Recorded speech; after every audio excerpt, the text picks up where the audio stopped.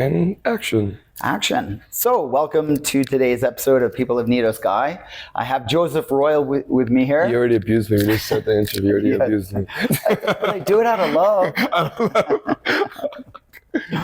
love. Joseph is a internet Instagram personality, content creator, actor, musician from Canada. Another Canadian. Hey, Canadian. yes. Love that. And he's based here in Medellin. And welcome to our podcast, People of Nido Sky, Joseph. It's one of my favorite hotels, and I'm not lying to you guys. For real. Yeah, wonderful. Real. Honestly, it's one of the first places this is actually one of the first hotels I actually came to. And when I came to Medellin, I won't lie to you, like, there's Airbnbs and stuff like that, but like actual hotels was one of the first. Wonderful. Like, yeah. So, I remember you were saying also a friend of yours from LA stayed here in April of last year. Yeah, cool. That's how we discovered it, and then we're like, what is this spot? It's not, because we're like, oh, we're at this hotel, and we're like, okay, it's a room usually. We come here as a full, like a house. We're like, this is actually amazing. I want to live here. Yeah. Well, maybe I can. That's always was the concept, it was like a hotel sort of services and building and wrapper, but instead of getting a little bedroom, you get like a full suite, like Jay-Z living. Yeah. Like Jay-Z doesn't stay in a hotel bedroom. No, we don't. All these same suites. Right. He's got VIP, the whole thing. 1000%. And one of the other nice things about Nido is now I meet a lot of people who, for example, I had brunch on Sun with some folks, and one was saying how his dad, who's like this real estate guy from America, he stayed here. Oh, so crazy. there's so many little linkages, that connect us all. One of the things really nice. And it's like, for me, it's like I like things that are different. Like I have this thing where people have the same outfit or look at me, I have to change my whole entire look. Mm-hmm. I do that. Not as much as I used to, but I would change it by collection. So like even with places I stay, I like things that are a little quirky, a little different. Like the green couch is like, you're not gonna get that at your regular schmegular hotel. And I'm not doing that. He's not paying me to talk about this right here. I'm actually doing because I actually like this place for real. Yeah. Well, it's funny you say that because it made me think of that other Pulp Fiction saying, personality goes a long way. Personality goes a long way. And that's difference. That's something that's unique.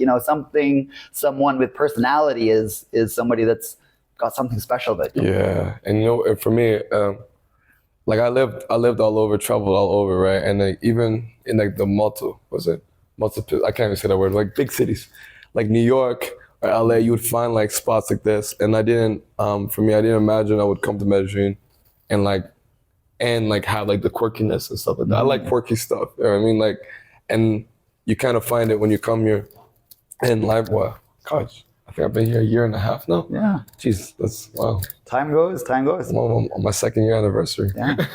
So, speaking about the special things, that's a great segue into our first question. Yeah. Which is, tell us about you. The special things that make you you. Hi, my name is Joseph. Story. Well, I'll give it a Coles Notes, a long to short version of my life. I'm lucky to be the youngest kid in the big family, two boys, 2 girls, and all my siblings are like, we call them like superheroes because they all do something different.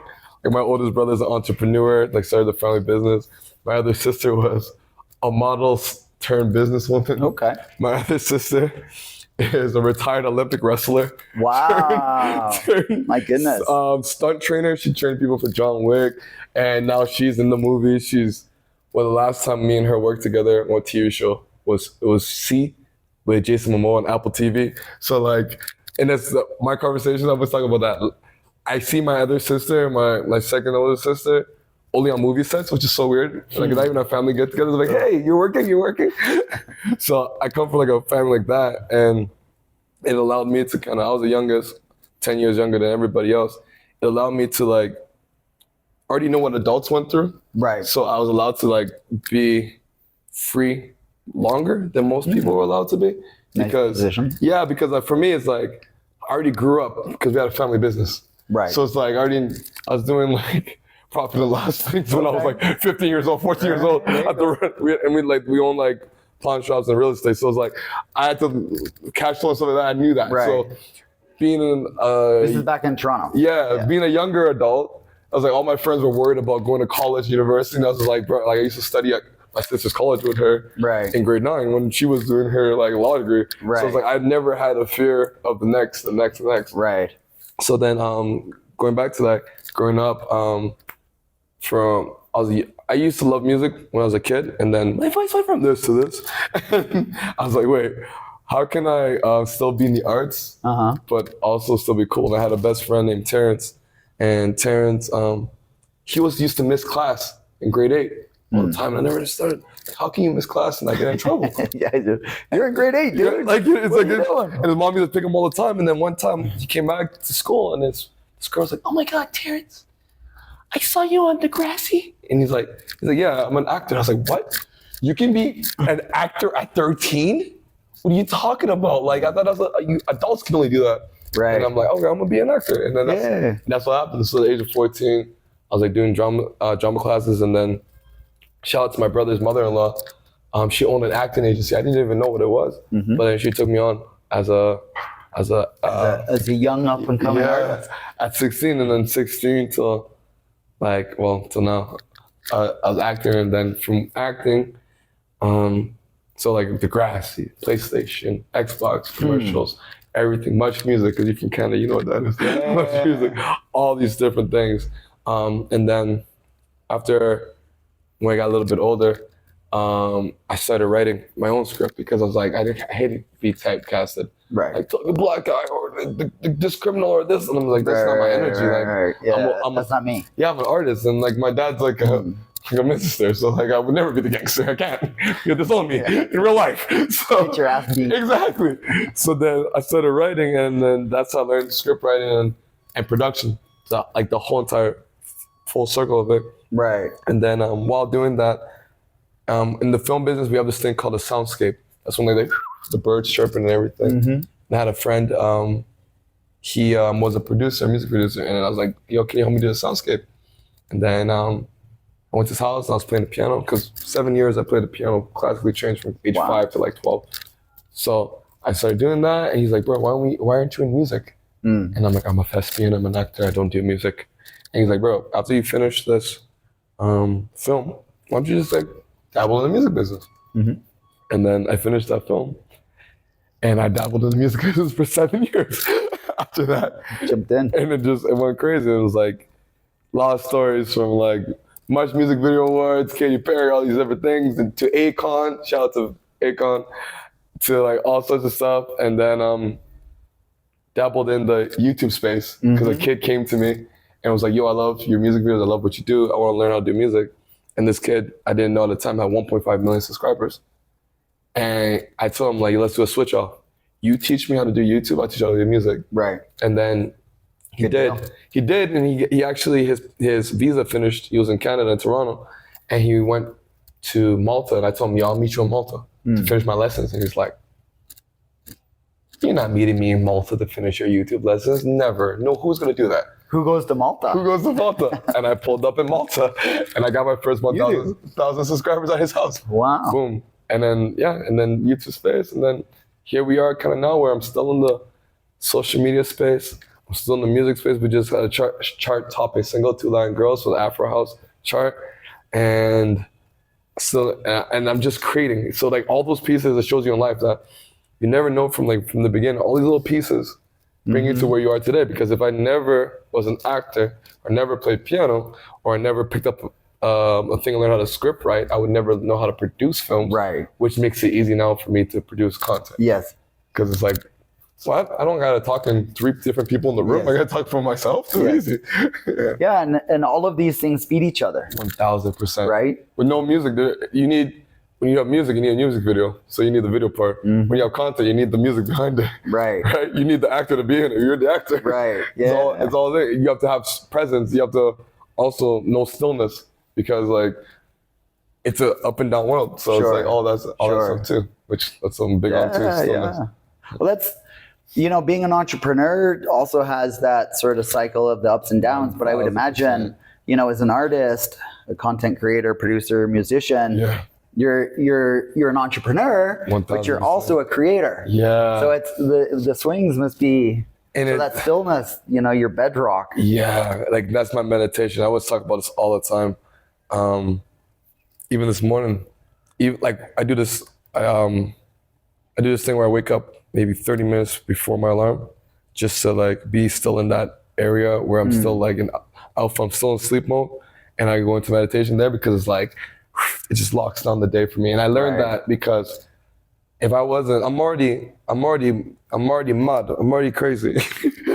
Right. I'm an artist. Like Right. anybody would tell you, I'm like, ah, and I'm like this.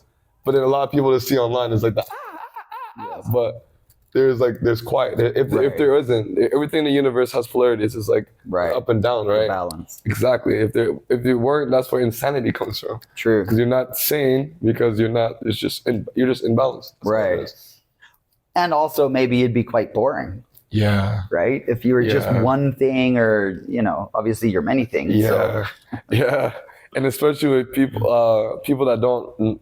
that don't go through it. You go through it. Like other artists go through it where there's ups and downs. But like when people just see you from what they perceive, Right. they're just like, hey, how you doing? Right, It's like, yeah, I'm just yeah, trying to be chill yeah, today. yeah, I'm just trying to be chill. And then you still have to be like polite, Yes. socially polite, be like, Yes. hi, yeah, no, thank you, nice Right. to meet you. Oh my God. Yeah. Right. Okay. You can't be on 24/7. Nah. You Even the like- 7-Eleven, they have different staff. Different staff comes in Right. for 7-Eleven, they're open 24 hours Yes, a day. totally. The same Point. staff's not Good there. point. That's an interesting point. I never thought of that. Yeah. I already use the 7-Eleven, 724, all these Yeah. things, but They got different staff. They change it up. And they got sometimes they got two people in there. It's like that. It's like they do an 8-hour and an 8-hour. So like the person Right. is going on top of the other person. So no one's really there Yeah. for a full shift by Yeah, themselves. get your breaks. And that's how life is. It's like in life you have to take time for yourself, where you can have like it's shift work. Mm-hmm. Like me doing this, I know like Totally agree. by 11 o'clock, 10 o'clock, I gotta like, and then break into it and then start that process over again. It's so true. Yeah, and then we have extreme days, like when we do Uh-huh. festivals, because I know he does festivals, right? Those are extreme days where it's like, huh? And I'm gonna need the extreme to the opposite spectrum as Right. well. Yeah. So taking that extra day after the festival to Of just course, yeah. detox. Leave me alone. Yeah. Leave me alone.com. Uh-huh. If I don't own that domain, I need to buy that. Yeah. And I guess through time and experiences, you learn kind of what systems work for you. Yeah, 1000%. When you need to get those breaks and how 1000. long and 1000. I would say that with life, of anything, there's like, well, people will say you don't lose, you learn, but it's for real, it's how you take in that learn, right? Like some people, like I'll give you an example. I'm helping my friend with a trading course right now, and I'm learning, and it's like, we're losing money, but if you don't lose, you don't know how to win. totally. Because you have to lose, but if you still feel it, I'm human. I'm like, Yes. they went $200. Oh, they went $300. Yep. I could have used that for something a lot, Yes. right? But then at the same time, you're like, I have to learn, Mm-hmm. and then you have is that aspect, and like you said, like as you, because I would say not age is not a number, but experience is experience. Yep. Because you can be 14 years old and experience some stuff that me and you would never experience, right? Sure. So it's like as you experience more in life, and then also for me, it's breaking it down and like being like, what did I just experience? Instead of just being reactive, it's just like, okay, Right. it's like, oh, okay, right now I'm experiencing this right now. This feels good. Why does it feel good? Oh, because you're telling your story. Okay, cool. It's like you're breaking it down. But that also comes to meditation and like journaling and everything else. Right. Of getting that time to get that Yeah. extra minute where your brain can process things. Right. Yeah, getting some balance to it. And so how, speaking of experiences, Yeah. what were sort of what's the path that got you to Medellin? I mean, man, How'd you wind up here from Malta and Everywhere Toronto and So long LA. story short, we have a friend group, and our friend group was all in Los Angeles before, right? Yanni, Curtis, Marcus. Shout out to Marcus. He's not corny. You can't see him over there. shout out to Marcus? He's over there. So Yanni came here. We all saw last time that we all really, really, really had experience together was I don't quote the date. I think it was March 8th or 9th, 2020. Okay. And DJ Yanni and Curtis, they go as Breakfast in Vegas. They're music producers and also DJs. and they threw like an Afro Latin event. And they threw that event on March 8th or 9th, 2020 in Los Angeles. Boom, boom, boom, we having a good time. Was it 6 days later? The world shut down on March 15th. Yeah. Boom, shut down. We're all of us, okay, we can't, we're on the industry. We're in entertainment, literally. I'm shooting YouTube stuff, we can't go outside, can't shoot. Marcus is in the music business. Who's doing a concert? You can't do nothing. Yanni's are producers, we can't do nothing. So we all like kind of like skedaddled, right? Right. Yanni came here 2020 to take care of his grandmother. I think Marcus was in LA, also went to Mexico in 2021. Curtis went to Las Vegas 2021, but then ended up coming here. Boom. Marcus came here in 2022. And that was because Yanni was already here. Yeah. Right. So it's like, boom, boom. And then Marcus came to visit and they did the classic, was it From Wolf of Wall Street? I'm not leaving. And he never left. I came to visit him for his birthday, August 8th. I came out this August 6th because birthday's the 8th in 2022. And I said, yo, if I had a content house in Toronto, basically we had 4 bedrooms upstairs we rented for Airbnb. And then downstairs we had 2 rooms. One was a podcast room and the other one was a photography This room. is in LA. Toronto. Because I skedaddled back to Toronto. Gotcha. So I had that, and I was having some problems with our leasing company. And I had a thing. I said, yo, if they don't renew this for 2023, I'm out. Right. So I asked, I said, yo, I asked the lady, I came back August, I said, yo, this place is amazing. Because it was either here or Accra, Ghana. Because they both had a very similar vibe. So I've been to Accra. Oh, you was in Accra? Oh, we gotta talk about that. Like a long time ago. Oh, okay. So it's like the coast in Accra has a very similar vibe. Right. So I was like, okay, let me see, because again, I'm working in music and Afrobeat and stuff like that. And then I went back in November and I sent her a message. I said, hey, are you guys gonna be renewing our lease? She's like, we might be selling the house. I said, okay, perfect. She's like, you're not upset? I'm like, no. Decision made. Decision made. Boom. And I was here in January 2023. Right. And so, perfect process. And Okay. I would say I'm very lucky because when you're going to have a time in your life when you're moving to a foreign continent, not even a country, a foreign continent. I don't speak Spanish as Continent, language, culture. Everything. When you're going to have 3 of your friends. No winter. No winter. No me gusta frío. Like, no. Yeah. So when you're going to have a time when 3 of your friends live somewhere, and they also have already made the foundation for you. You don't gotta know where the barbershop is. You don't have to know where this place to eat at. You don't have to know anything. You just go be like, here's the blueprint. Yep. So that's what it was. And I came here, and I'm not leaving. Maybe. I don't know. Sorted. Sorted. We'll For see. now. For now. I am a travel influencer. So. Right. Yeah. And so what's your near-term plans? What are you most working on, focused on? Right now. Well, tell us what your Instagram account is. Oh. Where can we find you, Joseph? So on the internet, if you Google Joseph Royal, my face will come up as a YouTuber. This face. But this handsome face, maybe a little less hair, because I don't remember what picture I have on the internet. But yeah, so on Instagram, you find me, I am Joseph Royal. Great content about Medellin, this man's account. That's it. And then YouTube, you find me, Joseph Royal Reacts, and then Joseph Royal Travels, the new one we're doing. And then TikTok, I think is J Royal Travel. So that's the goal right now was I came to South America, and prior to that I'd never been to South America.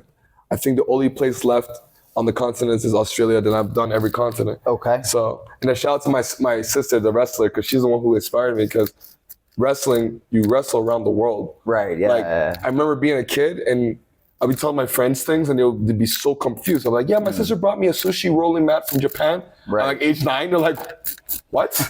Yeah. First of all, what's sushi? But second of all, what? What you doing there? Right? Yeah. So I like Azerbaijan, like all these countries I never knew existed, my sister been to. So she got me on that path. But being here, one of my goals was to explore South America and go to all the different South American countries and make content about it. And I call it the high and the low. So I want to make content that shows the most beautiful places to see, but also the low parts of it. So people understand that I'm not just going to show the glory without the... Yeah, contrast is important. Exactly. It's that balance. It's that yin yang. Exactly. And I'm from my parents are from a country. I'm I'm Ghanaian for like not by birth, but from family. But again, there is the high and the low. So I understand, and I want to show the world that there's just beautiful places that you'll never ever can even comprehend, but also there's sadness that you can't even comprehend. Yes. That brings both light to it. So hopefully somebody can be like, wow, I want to go there for this, but also I want to help out for this. So that's the goal for 2024, midway to 2025, and then maybe we do the same thing. I'm thinking in 2026, but in Africa. So like I call it the cross. So like go from top bottom, like this, side. and then side. Because like no, obviously Africa is not a perfect. So you gotta do this. Right. So that's the plan. And then yeah, just because for me it's taking something I love, taking something that's different, and taking something that can also make people have a wow, right? Right. Yeah, it's like, wow, I didn't know that Botswana has this place. Yeah. Right. And that's on the content production side. Yeah. You're also doing collaborations with Our Lounge. Yeah. Playing around the city. Oh yeah, I forgot. I also Kamuna Trace playing there. I forgot that I'm also a musician that tours. Sometimes like I have a busy life. I have a busy schedule. So yeah, we're about to drop. By the time this comes out, it'll be around the same time we're gonna drop on the coast. That's what Flagrant Drums was half DJ Yanni and Sav, the same people that we are our friend group. And Two Latin Girls, which has the chart topping one we just did, the remix, another remix is coming out with dropping in Greece actually. So that's about to come out, I think, on Friday. So wow, we have a lot of songs coming out. I think I have 10 or 11 tracks this year coming out. So damn. And I think I just locked in a show in Cartagena in July. So it's gonna be a fun year. There's no summer here. It's gonna be a fun year. Yeah, it's gonna be great. Yeah. We're looking forward to all that content. Oh yeah, and then we're gonna do some more stuff with Nido Sky. I don't even know. Here's where it's at. Yeah. So tell us also, you were in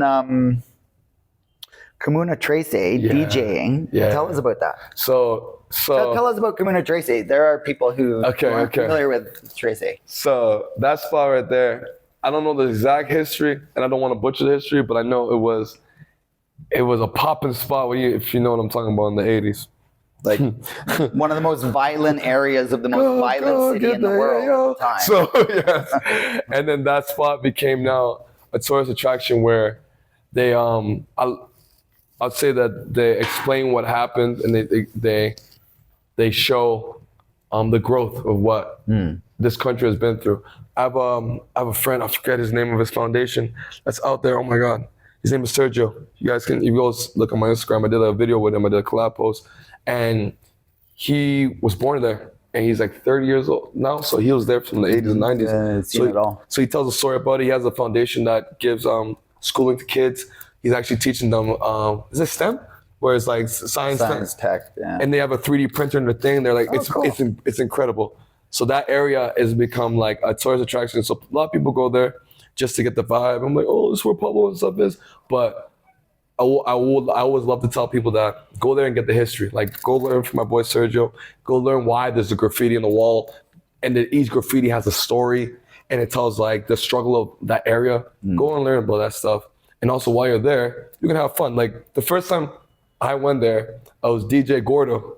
Shout out to Marcus again. We went over there, and Gordo was one of the biggest DJs in the world. And he had a DJ set for free in the basketball court over there.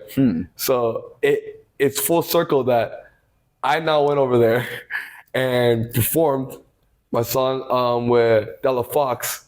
Shout out to Della Fox. She is from Colombia, based out in the coast, and went out there and rocked out the show. People loved it, and the view is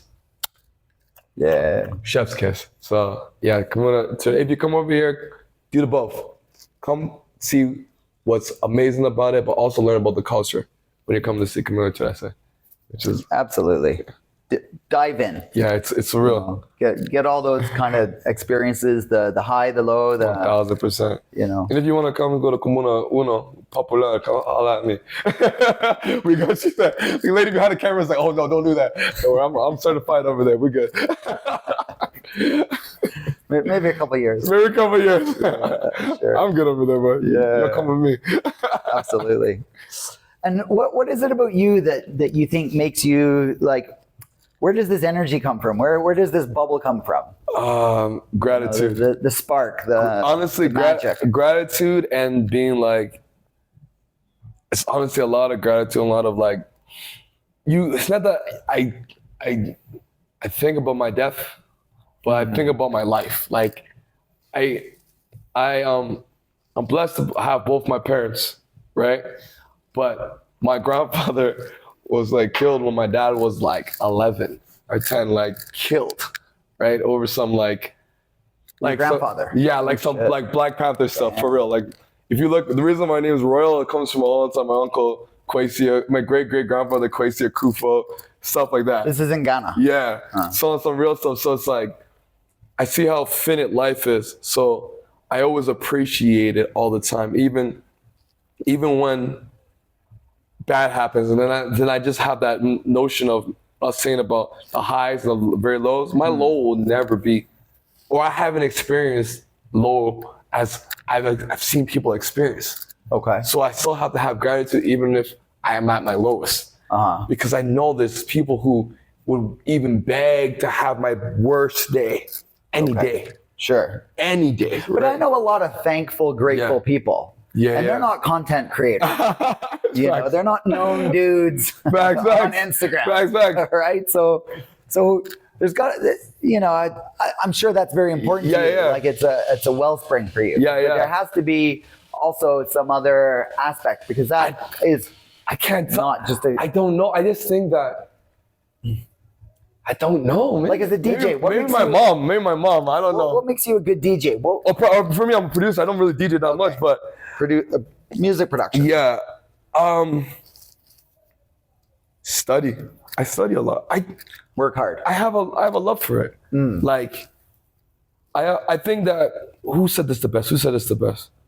They say that somebody with talent can only go so far, but somebody with work ethic always goes farther. Right? Like, I'm really blessed to have older siblings, so I never had that thing where I was like, you gotta go to this school or do this thing right here to be happy. And it's like, bro, they literally told me, be happy. Or I'll say my one mindset change I had when I was 16, turning 17 years old. I read Richard Branson's book, right? And I remember he was 16 and he was dyslexic and he left school. He said, I know what I want to do.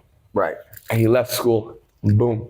And I remember being like, yo, if I could figure out, even if what I want to do ish, if I could figure that out and just do it, even if it's hard, it's going to be easier than not doing something I don't like to do. Totally.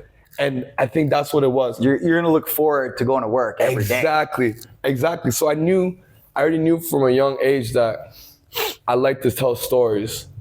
And I like, it's not even the center of attention, because again, I produce things for others, right? But like, I love to create story, and everything's story in this world. Marketing for a building is story. Like, everything we wear is story. We don't wear clothes or anything else, or helmet or anything that's cool if it's not a story. Right. So I think that's the most important thing for me. Story. Right. And the strong stories, the really good stories, they connect. Exactly. They touch something inside. Exactly. Yeah. And I think that's where it came from. So both from that. So it's that sort of gratefulness, the hard work, the passion for what you do. Yeah. Touching people. Yeah, but not like that. Only if there was consent. Only if there's consent. No, dude. Yeah.